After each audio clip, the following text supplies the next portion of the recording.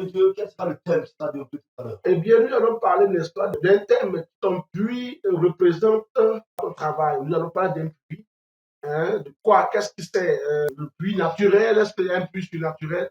Mais nous allons mettre l'accent là-dessus. Alors, homme de Dieu, parlons de puits, ça va dire le puits au village. On parle d'une, on dira donc d'une eau source de vie, eau intarissable. C'est cela, homme de Dieu? Oui, en réalité, ce que je veux dire, je disais tout à l'heure que le puits a deux niveaux. Oui. C'est vrai que nous connaissons nos puits au village, oui, où on boit l'eau de pluie, et puis cela. bon, voilà, c'est sont des pluies quelquefois tarissables. Quand on dit tarissables, c'est des pluies qu'il y a constamment de l'eau qui nous ravitaille. Voilà. Mais le puits, donc, nous avons mis l'accent aussi à l'aspect spirituel, sur le puits qui est représenté comme des sources de soutien d'aide. Par exemple, des gens qui sont une bénédiction, qui représentent un puits pour nous. Il peut être, on va dire littéralement, frappé même à cause de nous. Il peut être chassé de lieu parce que si cela nous donne coup de main à ceux qui attendent, eh bien, ils connaîtront une élévation de domaine d'activité. Donc, ces personnes représentent des puits. Voilà. Il y a aussi des puits tels que ceux qui sont, on va dire, sur le plan matériel, c'est-à-dire que vous avez besoin de matériel pour vous lancer dans les affaires. Oui. C'est aussi un puits. Et ce matériel, chaque fois que vous êtes ravitaillé, ça représente un puits pour vous. C'est ce qui va vous amener à progresser, à propulser de l'avant. Alors donc, toutes ces choses sont déclarées. Et lorsque vous êtes, il y a des ruptures, quand vous livrez plus vos matériaux pour vous permettre d'avancer, il y a des ruptures. C'est-à-dire que votre puits, là, quelqu'un a bouché, quelqu'un a jeté de la terre pour boucher, pour ne pas que ça vous profite. Voilà. Il y a aussi ce puits, donc, qui est, on va dire, cette facilité-là de tisser des relations, qui vous permet également d'avancer.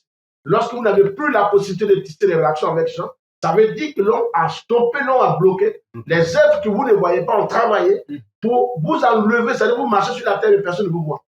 Et donc, si on ne vous voit pas, ça veut dire que vos puits ont été bouchés. Or, par le passé, vous êtes d'une famille, peut-être, qui vous ont légué la bénédiction, en telle sorte que, par le passé, cette famille-là, quiconque entend parler de la famille, respecte tous ceux de la famille.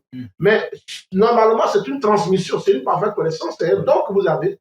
Et vous êtes de cette famille et vous avez du mal à faire la différence aujourd'hui. Ici, voyez-vous, quand Abraham est mort, le roi Abimelech a dit, écoute, bouchez-moi cette puits, que tu fous le camp. Et ça dit quoi? Il n'est plus respecté, la descendance de cet homme a été bafouillée, mais quand il était là, il n'était pas bafouillé. Ça veut dire qu'il y a des gens qui attendent simplement que celui qui est devant vous, celui qui est votre autorité, celui qui est votre parole meurt, ou bien qui se déplace pour qu'ils vous apprennent à vous. Voilà. Tant que l'homme ou l'autorité de la maison ou de la famille ou je ne sais qui est encore d'actualité, il est difficile pour eux de s'attaquer. Mais ils attendent qu'ils disparaissent pour qu'ils créent des amis, qu'ils créent des palabres pour que vous soyez un peu dispersés.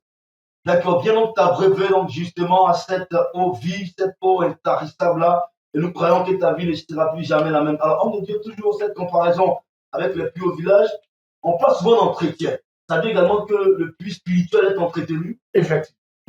Le puits spirituel est entretenu. Oui. Est-ce qu'il y a un comportement entretenu? Oui, il y a. Ça dit qu'il faut beaucoup prier. L'entretien ici, l'aspect spirituel, c'est la prière. C'est la prière. Et il ne faut pas dire que j'ai tant. C'est-à-dire que j'ai des gens qui me soutiennent, j'ai des bras longs. Et que si rien ne vous accompagne, c'est-à-dire que si vous vous détachez parce que vous avez des bras longs, des gens qui vous soutiennent, ce sont des puits pour vous. Une fois que l'on s'élève contre ces gens-là, ils vont vous déconnecter. Ça veut dire qu'ils sont en train de mettre le sable. Quand tu vas assez mettre le sable, vos puits seront bouchés et ces personnes vont se déconnecter de vous.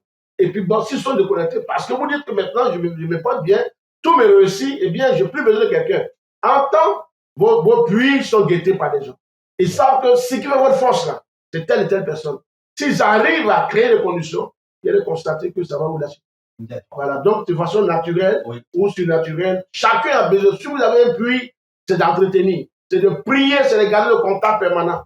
Même quand on n'a pas, on cherche par la prière. Dieu-vous que j'ai un puits pour me ravitailler, pour ravitailler mes affaires. Parce que sans puits, on ne peut pas progresser, quel que soit ce qu'on fait. Donc le puits, ici, l'aspect spirituel, n'est pas souvent le puits qu'on voit au village. Même à Biguel, c'est qu'on est puits dans leur cours. Alors, homme de Dieu, toujours parlant de cette puits-là, il y a un cheminement, n'est-ce pas? C'est-à-dire, il faut trouver, on ne crée pas les puits un peu partout au village. C'est toute cette comparaison-là. Il y a simplement une terre fertile au pouvoir de creuser ces puits-là. Également, dans le niveau spirituel, ça se passe comment vous dire. Effectivement. Est-ce qu'il y a un temps favorable pour creuser les puits? Oui, il y a des moments où Dieu répond. Et au moment où Dieu répond, comme je l'ai dit, ce puits-là avait été creusé par le père Isaac, notamment Abraham. Oui. Ce n'est pas n'importe qui. C'est quelqu'un qui savait où il fallait trouver de l'eau. On ne creuse pas n'importe où. Il y a des gens qui savent interpréter la nature, qui connaissent, et ils s'arrêtent, ils disent, écoute, on peut avoir de l'eau ici. Et vous creusez où il y avait de l'eau. Alors, donc, pour tous ceux qui ont reçu cette connaissance-là, devraient normalement garder. Jusqu'à ce que quelqu'un soit où Dieu décide que vous soyez déconnectés. Mais un père, Abraham, a quitté la terre des hommes. Son fils Isaac a pris le contrôle. Mais voyez qu'il n'a pas pu, les hommes lui faisaient la méchanceté en bouchant les puits. Donc, ce puits-là, en réalité, comme vous l'avez suivi tout à l'heure, eh bien, c'est l'entretien. Il y a plusieurs façons d'entretenir un puits. Il y a aussi la manière de l'adorer. C'est vrai, il arrive que Dieu même peut créer des conditions pour que celui qui vous soutient vous soit retiré. Et souvent, quand on ne comprend pas ça, c'est difficile. C'est-à-dire que l'homme qui est derrière vous, qui est votre puits, là, Dieu lui-même expressement peut l'enlever. Mais est-ce qu'on peut souvent être empêché de disposer de son propre puits? Quelqu'un, chaque fois, c'est comme qu'il vient pour retirer de l'eau. C'est-à-dire. Oui, on est soi-même, peut être soi-même son problème. Il y a des cas. Voilà. Et donc, c'est pour cette raison-là qu'il est clair qu'il faut faire attention à ça. Il faut faire très attention. Parce que souvent, quand vous apprenez à compter trop sur des gens, Dieu peut vous détacher. Juste pour vous mettre à l'épreuve. Et en même temps, il va vous amener à la sueur de votre front. Et c'est en cela qu'il va vous affermir. Si vous résistez, Ici, on a vu que c'est au quatrième puits qui a permis à l'autre de dire nous sommes maintenant au large. C'est-à-dire maintenant, on est basé. C'est-à-dire que maintenant, là, on est tranquille. Voilà. Les autres, on a fait tout, c'est pour eux. Cette fois-ci, la personne ne nous en a laissé. Parce que maintenant, Dieu nous a mis au large. Donc, alors, pour que cela arrive à quelqu'un, ça veut dire qu'il a été prouvé, persécuté, tempêté. Il y a d'autres qui ont abandonné. Ah non! Même le premier puits déjà, une fois que vous perdez le premier puits, d'autres disent que je ne fais plus rien. Je rentre au village où je m'assois et je ne fais plus rien. Deuxième puits, quand vous perdez, dit non, c'est fini. Ça veut dire qu'il y a ce qu'on appelle le déclin, la descente aux enfers. Et quand vous êtes dans ce descente aux enfers, quelquefois on peut vous dire que c'est la faute à vous. Or, souvent même, Dieu, je l'ai dit à quelqu'un, Dieu crée des troubles et il apporte des solutions. Oui, il peut permettre une situation bizarre et l'homme ne va pas comprendre que ça vient de Dieu. Non, on dira que c'est elle qui a péché. C'est même pas question de péché. Même si vous n'avez pas péché, Lazare on n'a pas aucun péché de Lazare, il est mort. Oui. Pourquoi est-ce qu'il est mort? Il dit c'est pour sa gloire. Donc, on n'a pas accusé de Lazare d'un péché quelconque. Même s'il avait commis un péché, Dieu est capable de pardonner. Et le ramener est dans une bonne position. Mais s'il a laissé mourir, ça veut dire qu'il y a une raison. Voilà. Donc, vous pouvez travailler et Dieu lui-même peut essayer, comme il a fait à Job, dans Job 1, verset 6. Quand on regarde, on constate que Job n'avait pas péché. Mais Dieu a laissé le diable frapper Job pour voir ce qu'il va donner. Et quand il a frappé, il a dit que je vois que cet homme-là, si tu lui retires ses enfants, tu lui retires ses serviteurs, tu lui retires tout ce qu'il dispose, il va te renier, voire même te maudire en face. Alors donc souvent, une descente au déclin ne veut pas forcément dire que c'est l'objet d'un péché. Non, souvent c'est Dieu qui prouve. Mais on dira, mais je ne connais pas le Seigneur, je n'ai jamais été dans une mosquée, je n'ai jamais été à l'église, je n'ai jamais été dans telle communauté, je n'ai jamais été dans ma chair. Non, Dieu n'a même pas besoin. À partir du moment où vous vivez, que vous respirez, il est capable de vous mettre à l'épreuve.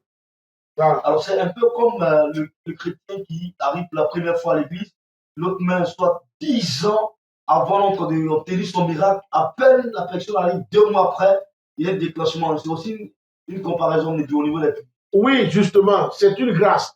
Mais ça aussi, c'est comme quand vous arrivez, Dieu vous met au lait. Et bien, après, il y a le constat qu'il va vous retirer cela. Et bien, il va vous donner quoi? Du citron. Petit à petit. Vous avez cru qu'après qu'il vous ait donné du lait, vous allez passer maintenant au miel. Hein? Ça peut ne pas venir. Parce que Dieu, avant que vous n'arriviez au miel, c'est-à-dire au quatrième puits, c'est le miel pour eux. C'est ça. Voilà. Et donc, quand tu te donnes un peu, il regarde. Est-ce que tu es venu à cause du miel ou à cause de ce lait?